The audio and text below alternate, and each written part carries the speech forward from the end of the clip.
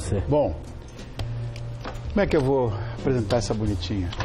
Ela é bonitinha, sem dúvida, né? Não tem jeito. Agora, para mim, é uma joia brasileira. Atleta de elite da ginástica artística. Torço por ela. Todos vocês que estão me vendo agora também sabem isso. Ela fez parte, inclusive, da equipe que conquistou a inédita 8ª colocação. Nunca aconteceu isso com a gente. Nos Jogos Olímpicos de Pequim, em 2008. Isso eu vi, inclusive. Eu vi.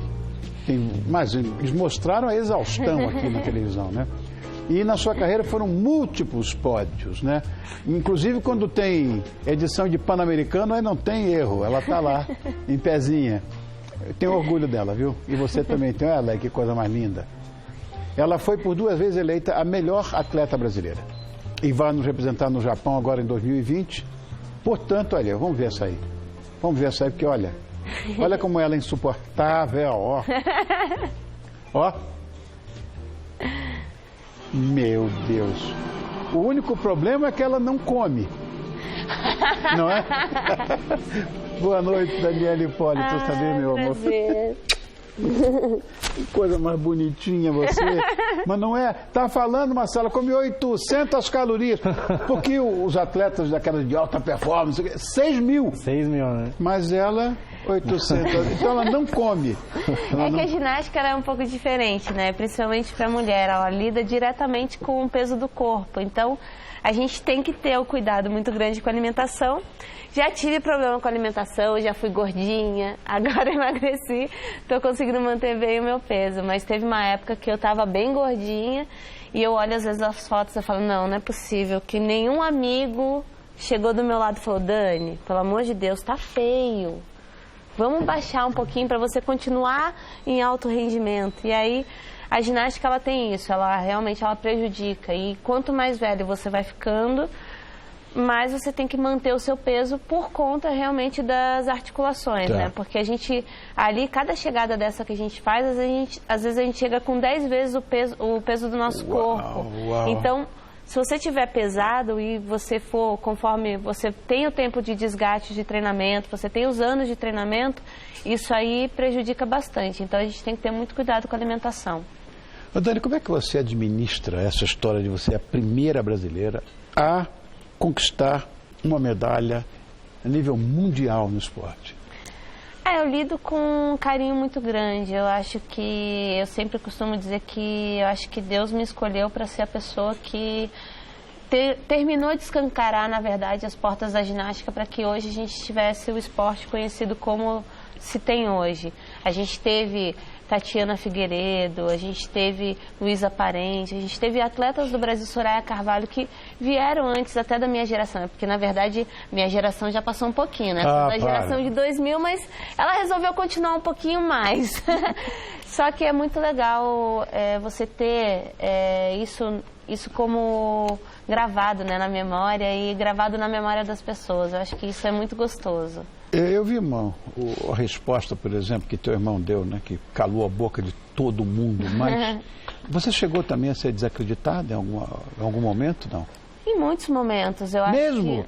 Sim, eu acho que hoje em dia não só as pessoas ali mesmo do esporte, eu acho que hoje em dia o acesso da internet que se cresceu de uma maneira muito grande, às vezes você tem muita gente falando daquilo que às vezes nem conhece direito, porque as pessoas às vezes olham, na verdade, a hora do que está pronto, a hora da competição, mas ninguém acompanha de verdade o treinamento dia a dia, quando a gente fica doente, quando a gente tem lesão, quando a gente tem coisas que impedem, às vezes, que o treinamento siga fluentemente e que você possa fazer uma grande apresentação.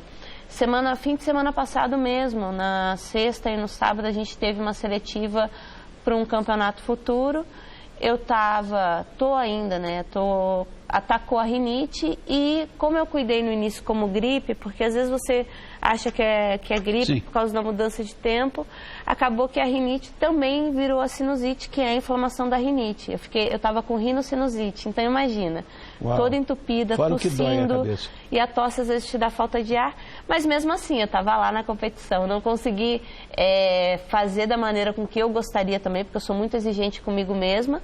Só que eu estava lá na competição, porque eu acho que o importante é mostrar para as meninas que, independente do estado que você esteja, o importante não é o resultado que você vai ter no final, e sim você ter a superação de você mesma. Por mais que você esteja doente, por mais que você esteja com dor, você conseguir até o final da competição. Olha, esses momentos difíceis que acontecem na nossa vida, que são tropeços, eu não sei se você gostaria que eu tocasse nesse assunto, mas eu, como seu fã, seu admirador, eu me lembro de um momento muito difícil que você passou em 97. Foi um acidente de ônibus. Na época você estava com o Flamengo, você viajava com o Flamengo. E o acidente vitimou, parece que 7 pessoas, inclusive a Georgette, que era a sua técnica, né? Georgette Vidor, né? E ela ficou paraplégica. Eu não sei. Essa tragédia emocionalmente atrapalhou você, não? Como atleta, eu digo. Como pessoa, atleta, claro. Como atleta, eu sofri muito porque tiveram companheiras minhas, inclusive a Úrsula, que é irmã do Roger. Ela teve o traumatismo craniano, ela foi a última pessoa que foi encontrada. E, assim, a gente ficou muito... eu, na verdade, eu fiquei mais preocupada com as pessoas no dia, porque eu estava bem. Depois eu vim descobrir que eu tinha acontecido alguma coisa no meu pé, mas muito pouco perto do que as pessoas estavam ali, que passaram ali no acidente. Claro, a gente fica tenso até hoje. Eu dirijo tudo normal, mas mesmo assim até hoje ali, quando passa no pedaço da Dutra onde foi o acidente, não tem como não lembrar, não tem como passar ali e não lembrar do local que foi. Foi um momento muito difícil. Como atleta, eu era muito nova, então quando você é muito nova, às vezes você não tem noção da gravidade do que foi o acidente. Anos depois, quando você vai ficando mais velho, que você vai tendo mais noção, quando você começa a dirigir principalmente, que você vê como é perigoso, aí sim que vem realmente a noção do quanto aquilo ali foi perigoso, de que ali eu poderia até realmente ter acontecido alguma coisa mais grave comigo, mas eu acho que eu tenho a minha vida sempre, isso eu não tenho vergonha nenhuma de falar, eu tenho a minha vida muito regida por Deus, então acho que... A vergonha por quê? É porque às vezes a gente já está acostumado a ser julgado mesmo pelo esporte, que a gente tem que levantar a mão e ter lá 5, 6 pessoas julgando aquilo que a gente está apresentando. Ai, meu Deus. Mas às vezes a gente não é vergonha, porque às vezes as pessoas elas julgam muito sem conhecer o ser humano, né? Eu acho que o grande problema da nossa sociedade é o preconceito. Eu vou dizer uma coisa que eu aprendi, Dani. O julgador, por si, é que ele julga os outros. Ele julga os outros por ele mesmo. O cara que é bandido, ele vai achar que todo mundo é bandido. O cara que é ladrão, aproveitador e tal, ele vai achar que todo mundo é aproveitador também. É assim. Você sabe disso. Agora, eu fico vendo negócio de andar na trave, eu tremo de medo. É um grande desafio para qualquer um de nós mortais, né? Qual é Imagina, eu quero saber qual é o grande desafio de um atleta da sua categoria. Aí você está falando... Da sua qualidade. Aí você está falando de um aparelho que é o meu melhor aparelho, é um aparelho que eu tenho facilidade. Para mim, ali, eu estando em cima desse aparelho, mais parece que eu estou... No chão. No chão. Eu brinco que eu tô na linha do solo, né? Que é aquele aparelho que é que todo mundo gosta. Acho que o grande desafio nesse aparelho, na verdade, é mais o fato de você ter o controle, né? Controle emocional, de você conseguir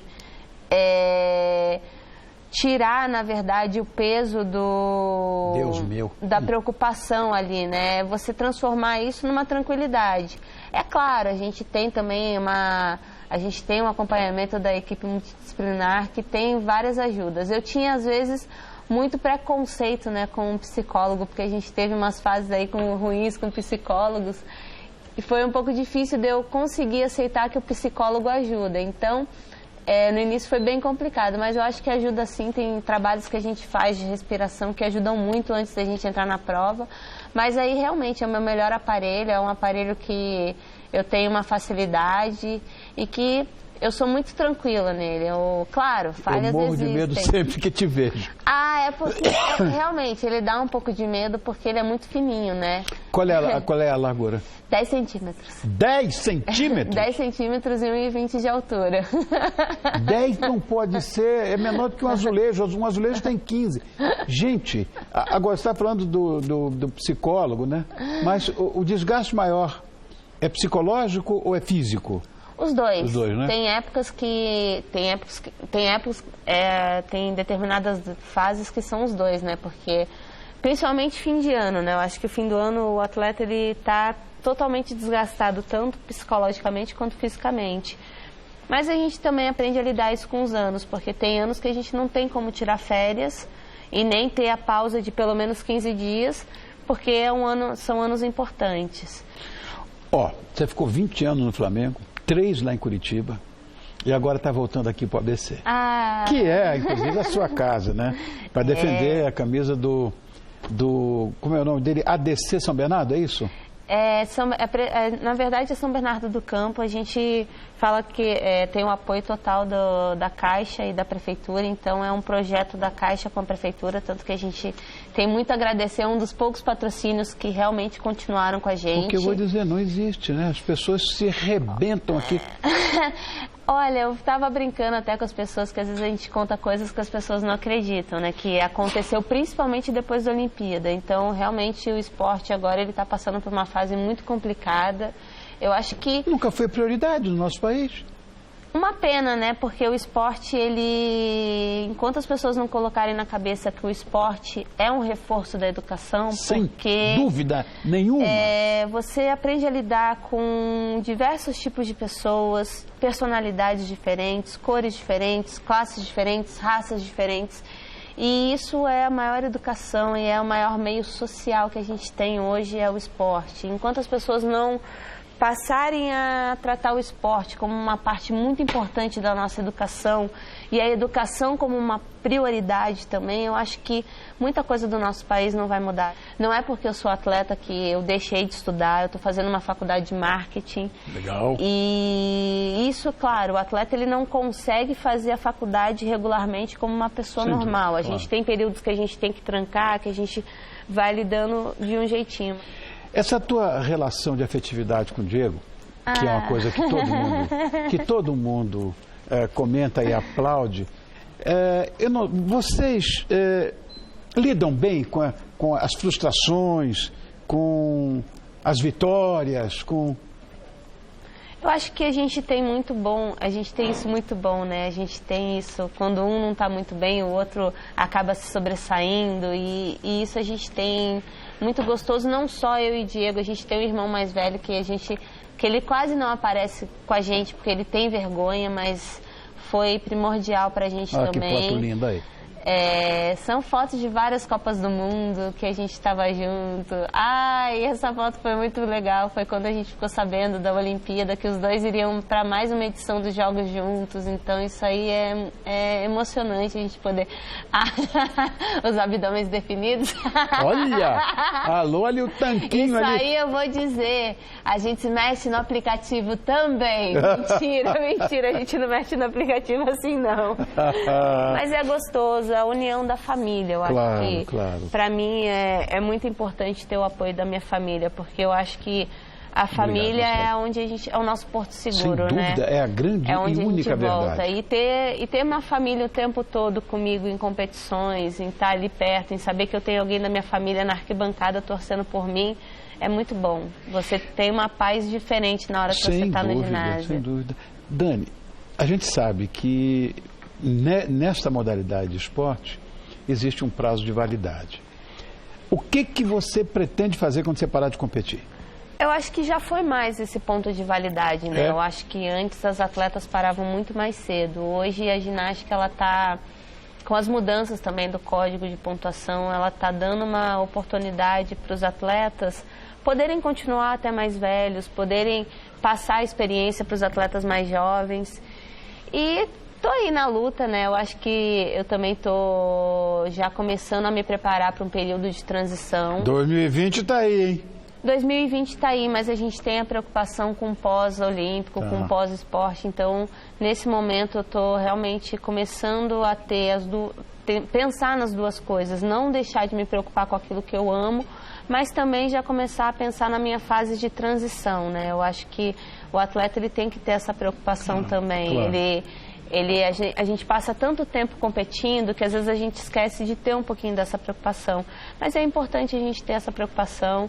Pretendo realmente passar também para a área de comunicação. Eu estou fazendo marketing com o intuito de ter uma outra visão do esporte. Eu acho que é importante você ter uma pessoa trabalhando com marketing. Marketing esportivo hoje é o topo alto rendimento. Eu acho que é importante. Claro. A gente sente um pouquinho de falta de atletas de alto rendimento terem essa proximidade do marketing, porque a gente tem que ter um atleta que foi atleta de alto rendimento vendendo a gente, porque a gente sabe mais do que qualquer pessoa os períodos que se podem fazer as coisas, porque nem sempre o atleta ele pode, naquele período, deixar de ir para um treino para poder participar de alguma coisa. E a gente tem que ter as pessoas que façam isso pela gente, e com carinho, com cuidado.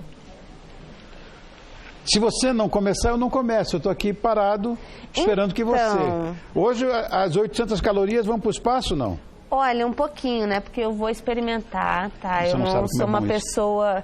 Eu dou prejuízo, acho que no restaurante, a mim mesma, né? Porque quando eu vou comer, eu como muito pouco. Às vezes eu dou graças a Deus, ou que tá os meus irmãos comigo, ou que tá alguém da minha família, ou que tem amigo, ou o meu noivo, porque aí eu faço assim, eu peço, como um pouquinho que é o suficiente para mim, e depois eles terminam.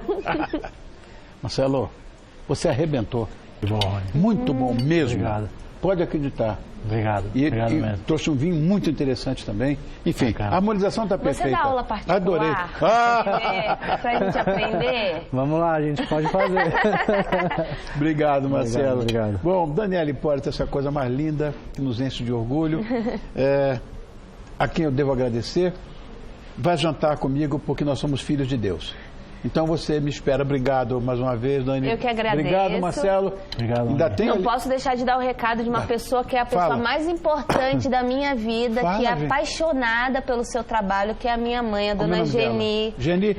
Geni, meu amor, ó. Um beijo. Olha o que você fez aqui, olha. Que coisa mais linda. Obrigado. Um beijo, Geni.